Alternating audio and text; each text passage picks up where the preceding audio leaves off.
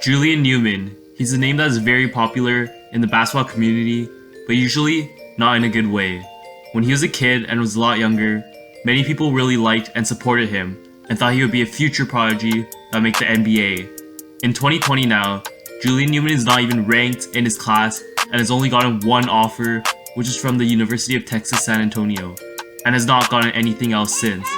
So what went wrong with Julian Newman? What's good YouTube? It's ya boy EC3 back with a banger for y'all. You know how we do it here. Today I got a different video for y'all from the usual content, and it's focused on a certain high schooler, Julian Newman, and why his career spiraled downhill. So before we get started, always be sure to hit the like button and especially hit the subscribe button if you're new here to support the gang. With that out of the way, let's dive straight into the video. Let's get it! Julian Newman used to be one of the most hyped prospects in his class when he was younger and had a lot of potential. It all started with YouTube videos surfacing of him practicing and showing that he was playing against full-grown senior high schoolers when he was only 11 years old and was only 4'5" and weighed 70 pounds, which was insane. Despite being so young and undersized, Julian still managed to average 12.4 points, 11 assists, and 4.3 steals per game, and led his school, Downey Christian, to a 21-6 record while also leading the whole state of Florida in assists. At that age also, Julian also had these crazy handles that no one would believe a kid that young would have. With those videos blowing up, Julian basically became an overnight sensation worldwide and was invited to a lot of famous shows such as The Steve Harvey Show, Jimmy Kimmel, Good Morning America, and even Sports Illustrated.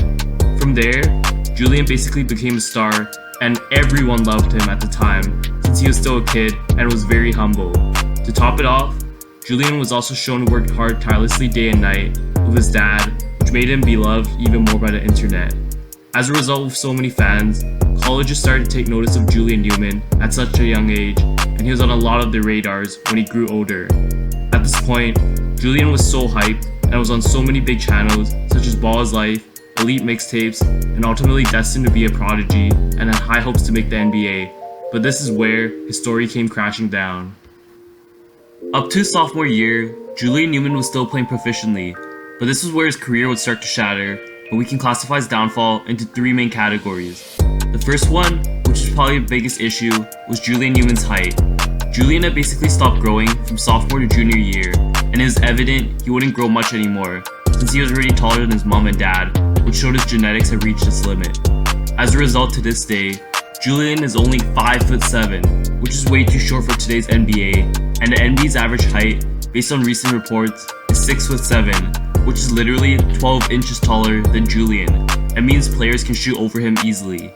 To make matters worse, Julian isn't athletic at all when you compare him to short players such as Nate Robinson, and will just absolutely get bullied on defense each time, which is what is happening right now when Prodigy Prep plays against better schools such as IMG.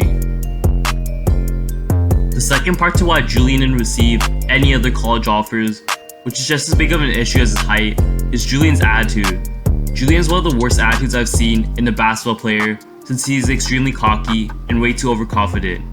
He thinks he's a way more superior player than other basketball players with his skills and clout, and when he plays against better schools or players and gets locked up, Julian starts getting mad and seems to have anger issues even to his own teammates.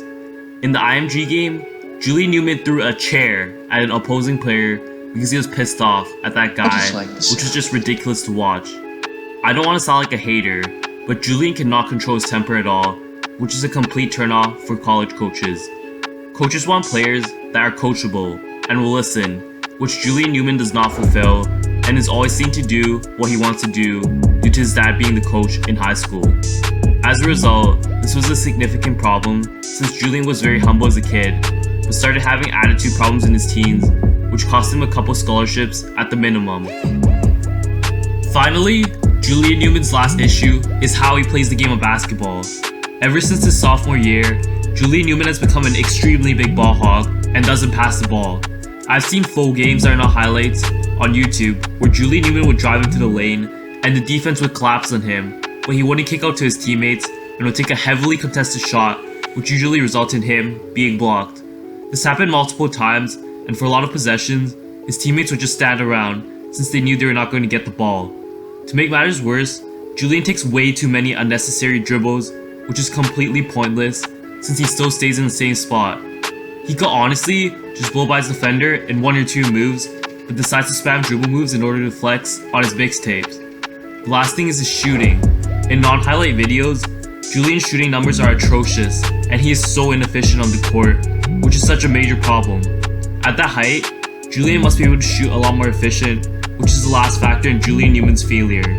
As a result of these, Julian Newman will probably not be able to take his game to the next level, and let's be honest, I don't think any overseas team will sign him. This will probably be the end of his career after Prodigy prep, and will eventually fall off, unless he joins something like the Harlem Globetrotters. But regardless, at the end of the day, Julian is still a good player, and most likely will be better than you and I. But what do you think? Do you think Julian Newman's career is over, or will he somehow turn it around and be able to play at the next level? Let me know about your thoughts in the comment section below, and please like and subscribe for more videos. I couldn't upload on Sunday last week, and I'm really sorry, and we'll make up for it this week. But until next time, AC3 out!